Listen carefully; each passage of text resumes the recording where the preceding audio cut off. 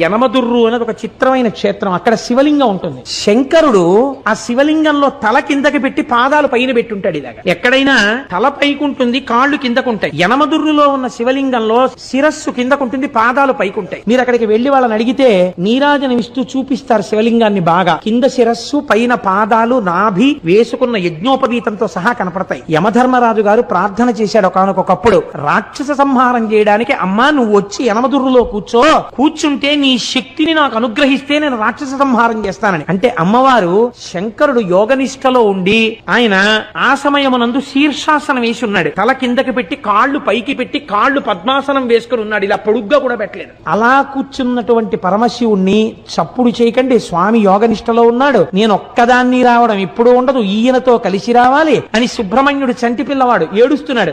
ఏడుస్తున్న సుబ్రహ్మణ్యుణ్ణి ఒళ్ళో పడుకోపెట్టుకుని స్తన్యమిస్తూ శంకరుణ్ణి ఓ చిక్కన్ లాంటి దాంట్లో పెట్టుకుని ఎత్తి పట్టుకొచ్చేసింది ఆవిడ. ఆవిడ శక్తి స్వరూపం. ఎత్తి పట్టుకొచ్చి దేవాలయంలో పెట్టి కూర్చుంది. తానే ఒక పుష్కరిణి సృష్టించింది. అక్కడ ఆ ఎదురుగుండా ఉన్న కోనేటిలో ఉన్న నీటితోనే అన్నం వండుతారు స్వామికి మహానైవేద్యానికి. ఆ నీళ్లతో వండకుండా మీరు ఎంత గొప్ప అగ్నిహోత్రం మీద ఎంత గొప్ప మినరల్ వాటర్ తీసుకొచ్చి